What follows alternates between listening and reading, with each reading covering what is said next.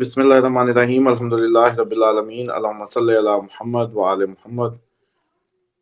دیکھیں، آپ کو یاد ہوگا ہم نے اس پہ پہلے بھی پروگرام میں عرض کی تھی کہ 27 کے بعد موسٹلی آپ کے جو سیز فائر کے یا جو مذاکرات ہوں گے وہ کامیاب نہیں ہوں گے 27 اکتوبر کے بعد، اور یہ صورتحال آپ کو بھی مزید 45 ڈیز جو ہے اس کا سامنا رہے گا۔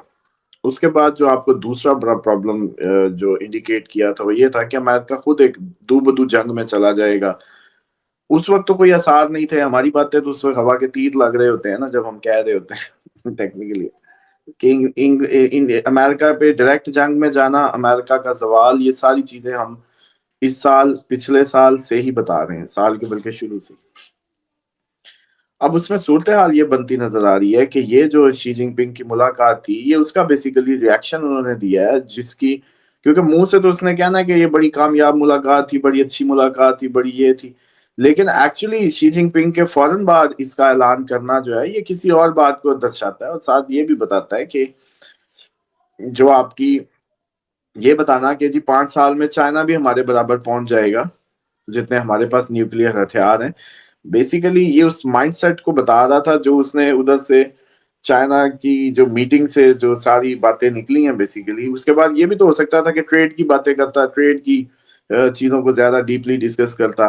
اچانک شی جن پنگ کی ملاقات کے بعد ایٹمی ہتھیاروں کو ٹیسٹ کرنے کا کہنا اور یہ ساری باتیں یہ آپس میں جوڑ کے دیکھیں گے تو آپ کو سمجھ آئے گی، جب میں نے یہ عرض کی تھی کہ یہ ملاقات بھی کسی کام نہیں آئے گی۔ اچھا، اب ہم جب بار بار آپ لوگوں کو یہ کہہ رہے ہیں کہ ملاقات کوئی بھی کام نہیں آئے گی، تو اس کے پیچھے آپ لوگوں کو سمجھ آنا چاہیے کہ ایک ریزن ہے کہ ہمیں یہ نظر آتا ہے کہ آگے جو ڈپلومیٹک ٹاکس ہیں وہ بڑی محدود اپنی بند گلیوں میں چلی جائیں گی، کیونکہ ایکچولی ہم ورلڈ وار کو دیکھ رہے ہیں جو سٹارٹ ہو چکی ہے۔ جو ابھی بھی کہہ رہے ہیں ہوگی وہ فضول بات ہے، ورلڈ وار شروع ہو چکی ہے، اور یہ صرف اس کی صف بندیاں ہیں جو آپ دیکھ رہے ہیں، کبھی کوئی کہیں کوئی کہیں، آپس میں جو ساری کھچڑی پک رہی ہے یہ صرف اور صرف ورلڈ وار کی تیاریوں کی ہے۔ اب آ جائیں کہ جو دنیا کی تباہی دیکھیں، دنیا کی ہمیں تو اپنی پروفیسیز جو ہیں اسلام کی اسی پہ ہی جانا ہے، اور وہ جس طرح کی تباہیوں کا ذکر اس میں ملتا ہے ہم تو اسی کے باؤنڈ ہیں، اور ان تباہیوں میں دنیا کا ایک حصہ جنگ میں، ایک حصہ بیماری میں یہ جا سکتا ہے، اس میں کوئی وہ نہیں ہے، دو رائے نہیں ہے۔ جنگیں بن گئی ہیں، مولک ہتھیار بھی موجود ہیں، اور 2-2.5 ارب کو مارنے کی ان کی کیپیسٹی بھی، اس سے بھی زیادہ کی کیپیسٹی یہ رکھتے ہیں اس وقت جو زمین پہ ہتھیار بنے ہوئے ہیں۔ اور اب آ جائیں کہ جو فوڈ سیفٹی پروگرام کے تحت یا فوڈ سیکیورٹی میں جو لوگ کام کر رہے ہیں، یہ انسان کی بنیاد ہے۔ آپ کا مذہب اسلام میں حیران ہوں کہ حالانکہ مولوی کو وظیفہ نہیں دینا چاہیے تھا، مولوی کو جو یہ روحانیت کے سلسلے ہیں یا بابے ہیں، پیر ہیں، بزرگ ہیں، یہ جتنے بھی ہیں، ان کو کہنا چاہیے تھا کہ بھائی اگر تم صحیح معنوں میں معرفت الہی چاہتے ہو تو جاؤ مٹی میں ہاتھ مارو، جاؤ زمین سے جڑ جاؤ، جاؤ مال سے جڑ جاؤ، یہ انبیاء کا پیشہ ہے، اسی کے ذریعے اللہ تعالیٰ نے ان کی ڈائریکٹ کفالت کا جو انتظام فرمایا، اور اسی میں گھس جاؤ۔ اس سے ایک تو یہ ہوگا کہ تم آزاد ہوگے معاشی طور پہ، اور دوسرا یہ ہوگا کہ ڈائریکٹ اللہ تعالیٰ کی جو روحانی اور جیسے کہتے ہیں نا کہ ڈیوائن کنیکٹیوٹی ملتی ہے۔ اور اسلام میں یہ مسلمان کے لیے ایک میں سمجھتا ہوں کہ واجب ترین عمل کے قریب ہے کہ اس کو اپنے کسب کی اس ذریعے سے اس لائف سٹائل کو، اس بزنس کو لازماً اڈاپٹ کرنا ہے۔ جس آئیڈیالوجی کو مجھے لگتا ہے کہ آپ نے بابا گرو نانک صاحب نے ان کو اٹھایا اور سکھوں کو ایک یہ اپنی ترویج اسلام کی لی ہوئی ایک پارٹ کو، تو آپ نے دیکھا سکھ بڑا کھیتی اور زمین ماں اور یہ جو تھیوریز ہیں اس خطے کی وہ اسی ارگ سے نکلی ہیں بیسیکلی۔ اور یہ جتنے بھی جاٹ برادری ہیں، جتنی بھی جاٹ فیملیز ہیں، وہ جو سکھ بیک گراؤنڈ سے ہیں، ان کے اندر یہ بات زمین سے جڑنا، فصل وائی، یہ اسی لیے زیادہ آئی، حالانکہ یہ بیسیکلی اسلامی حکم ہے۔ اور اسلام کا اگر کوئی پہلا کوئی جیسے کہتے ہیں پروفیشن ہے تو وہ یہ ہے۔ اب آ جائیں کہ یہ ساری دنیا گھوم پھر کے اتنی آئی ٹی ٹائکونز، اتنے بڑے دنیا کے وہ جیسے کہتے ہیں چکر لگا کے یہ لوگ گھوم پھر کے اسی میں کیوں آ رہے ہیں؟ تو بات یہ ہے کہ آپ لوگوں کو انہوں نے بہکایا ہوا ہے، آپ لوگوں کو یہ زمینوں سے نکال کے شہروں کی طرف لے آئے اور آپ کو سلیوری میں ڈال دیا، ایسی کمائی جاؤ، کھائی جاؤ، لگائی جاؤ، بس آپ کو ایک نیا سکل دیا، پھر آپ سے اس سے کا لیبر لی، پھر اسی کو ایک دفعہ چھوٹے چھوٹے علاقوں کو، شہروں سے، پھر ضلعوں سے، پھر اسی طرح بگ سٹی سے، پھر کیپٹل سے، پھر گلوبل ولیج بن گیا جی۔ آج آپ لوگ پوری دنیا میں ایک دوسرے کے لیے کام کر رہے ہیں بیٹھے، یعنی کہ اپنا ٹائم دے رہے ہیں، اپنا وقت جو الہی وہ جیسے کہتے ہیں نا کہ اپنے مالک حقیقی کو دینا تھا، جو وہ ڈیمانڈ کرتا ہے آپ کا وقت. فائزہ فرق فنسب وائلا ربی کا فرق، بس جب بھی فارغ ہو جاؤ میری طرف رغبت اختیار کرو، ادھر لگ جاؤ. لیکن ہمارے تو ہم ویلے ہوتے ہی نہیں ہے، تو ہم نے لگنا کیا ہے؟ تو ہمارا تو وہ وقت ہی سب سے بڑی چیز تھی، اور وقت ہی تو نہیں ہے آپ کے پاس. آپ کو پتا ہے آپ کون ہے؟ اگر آپ کی زندگی سے سچی ابھی میں وقت نکال دوں تو آپ کون ہے؟ آپ اس وقت کے شاہ ہو، بڑے سے بڑے بادشاہ ہو. آپ کی زندگی سے میں وقت اٹھا کے سائڈ پہ کر دوں، سر جی آپ اگلے دن قبر میں ہے، کہانی ختم، ڈیڈ. آپ کو سمجھ ہی نہیں آ رہی کہ اس ٹائم جو اصل ویلتھ ہے وہ ٹائم تھا. اور ٹائم ویسٹ کرنے ہی کے بارے میں بہت زیادہ حکم ہے، بہت زیادہ احکامات ہے. میری گزارش کئی دفعہ میں اس پہ پہلے بھی بات کر چکا ہوں. یہ انیوا اس ٹائم اسکرولنگ کر رہے ہیں، اب اس پہ کوئی مولوی تو بتائے گا نہیں کہ شرن جائز ہی نہیں ہے، آپ اتنا وقت برباد نہیں کر سکتے. آپ کو بس اتنی سی اجازت ہے اپڈیٹڈ رہنے کے لیے مخصوص معلوماتی چینلز کا بالکل جیسے کہتے ہیں نا بہت ضرورت کے وقت استعمال. بس یہ ہر ٹائم کی براؤزنگ، ہر ٹائم کی سرفنگ، یہ کوئی اتنا گھنٹوں موبائل کے ریلز دیکھنا یا یہ سارا سوشل میڈیا پہ اتنا ٹائم ضائع کرنا، یہ الاؤڈ نہیں ہے. آپ ایک مخصوص معلومات کی خاطر یوٹیوب پہ اس پہ آئیں، مخصوص اپنا وقت لگائیں، اور اس کو بھی غنیمت جانے کہ یہ کوئی بہت بڑا آپ نے جیسے کہتے ہیں نا کہ اصل وقت سے نکال کے اس کو راہو کو وقت دیا، سمجھے، یوں سمجھ لیں. تو بہرحال یہ جو دنیا جس سائڈ پہ جا رہی ہے، جو اس نے 1400 ایکڑ کی فارمنگ ہے، یہ سر جی پرانا کانسیپٹ ہے. آپ کے جب پرانے انگریز دور میں کوئی فوجی ریٹائر ہوتے تھے تو ان کو زمینیں دی جاتی تھی کہ جب وہ کبھی اپنی زندگی تک اس سے اپنی زندگی کا گزارا کریں گے اور اپنی فارمنگ کر کے، اور ان کو ٹرینڈ بھی ایون کیا جاتا تھا تھوڑا سا کہ بھئی ان کو کچھ آنا چاہیے، اور ان کو پھر وہ پینشنیں وینشنیں نہیں دینی پڑتی تھی نا، پینشنیں نہیں دیتے تھے. اس کے بعد وہ فوت ہو جاتا تھا تو پھر کسی اگلے کو وہ ٹرانسفر ہو جاتی تھی، اولاد میں نہیں جاتی تھی. لیکن بہرحال پوری دنیا میں یہ کانسیپٹ ہے. ایون امریکہ میں بھی کچھ ٹرائبس کو انہوں نے اسی کانسیپٹ سے آباد کیا، اور یہی وہ کانسیپٹ ہے جس پہ ہم بھی پہلے آپ سے بات کر چکے کئی دفعہ. ایکو ماڈل سٹی کے ایک ایسا خود کار سسٹم جس کے اندر اپنی ضرورت کی چیزوں کا اس کے اندر انتظام موجود ہو، اس کے اندر آپ کی کسی بھی بنیادی ضرورت کا انتظام موجود ہو. اور ایک بڑی پریڈکشن لے لیں، اگلے 2.5 سالوں میں دنیا مجبور ہو جائے گی، رزلٹ کوئی بھی ہو، جنگ ہو، رزلٹ جنگ ہو، رزلٹ آپ کا کوئی بھی پرابلم ہو جو یہ آ رہی ہیں، اگلے 2.5 سالوں میں دنیا مجبور ہو جائے گی کمیونٹیز بنا بنا کے جینے پہ. چھوٹی چھوٹی کمیونٹی، چھوٹے چھوٹے گروپ، کلبز، یہ بن کے ہی گزارا ہوگا. اور اسی ہی کی جیسے کہتے ہیں نا کہ آگے آپ لوگوں کو ضرورت محسوس ہوگی. اور میں تو پہلی عرض کر چکا ہوں، آپ امریکہ میں، آپ یورپ میں، آپ دنیا کے آسٹریلیا جہاں بھی ہیں، خدا رہا 20 لوگ اپنا ایک ایک گروپ بنا کے کارپوریٹ فارمنگ، کارپوریٹ کلچر، اس میں ایگری میں، اور اس میں اپنے بھی آپ لوگ دیکھیں. وہ 1400 ایکڑ اکیلا آدمی، امیر آدمی تھا، وہ ہینڈل کر رہا ہے. آپ 20 لوگ مل رہے ہیں، 40 مل رہے ہیں، آپ بھی وہی کریں. تو وہ یہ جتنے بھی ٹائکونز ہیں جو اپنے فارمنگ اور اس طرف جا رہے ہیں، ایون آپ کو پتا بل گیٹس بھی سیڈ پہ کام کر رہا ہے، سیڈ بینکس بنائے ہوئے ہیں، سب کے سب ہمیں بس زمینوں سے نکال کے سلیوری میں ڈال کے خود زمینوں میں ہی گھس گئے ہیں خود ادھر ہی گھس گئے ہیں. اور آنے والا وقت بھی مشکل ہے. جس کے پاس فوڈ اس کی اپنی ہوگی وہی راجا ہوگا. جس کی اپنی فوڈ ہوگی، فوڈ کا انتظام جس کا اپنا ہوگا، وہی راجا ہوگا زمین کا. تو اس لیے یہ اگلے آنے والے وقت کی حکومت کے لیے بل گیٹس کے پاس بیج ہے. آپ لوگوں کے جنگوں کی وجہ سے فصلیں ختم ہوئی، مان لو کہ آپ نے ایٹم چلا دیے تھوڑی دیر کے لیے، تو آپ کے 5 سال جو اس کے بادل رہنے ہیں، جو 2-4 سال قحط کے آنے ہیں، اس کے بعد آپ لوگوں نے مر جانا ہے، یا آپ لوگوں کے بیج نہیں ملیں گے یا کچھ بھی.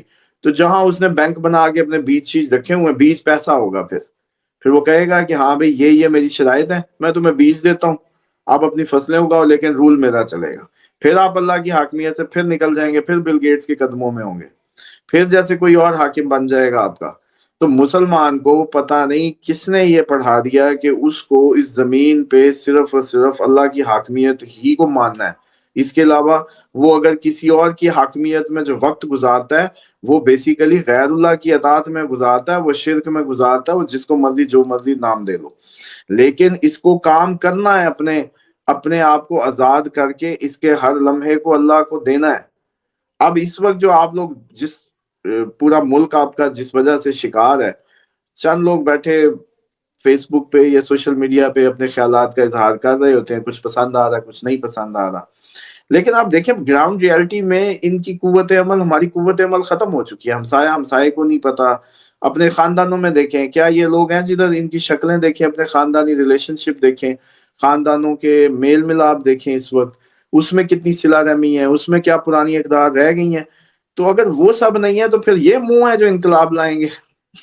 یہ قوم بنے گی جو مطلب کھلے کھائیں گے بہترین قسم کے. ایک دفعہ وہ جیسے کہتے ہیں کہ وہ سارا ٹریجڈی ہی ان کو بیسیکلی اپنے سیدھے رستے پہ لائے گی. جیسے بکریاں جب پلٹی ہے تو پھر وہ سیدھی ہوتی ہیں، سیدھی ایک راستہ اختیار کرتی ہیں. یہی ہونا ہے، اسی کی تیاری کریں. اور یہ اب زیادہ مہلت نہیں ہے، یہ اب 2-2.5 سالوں میں ہی آپ کے جیسے کہ کڑاکے نکل جائیں گے جہاں صورتحال جا رہی ہے.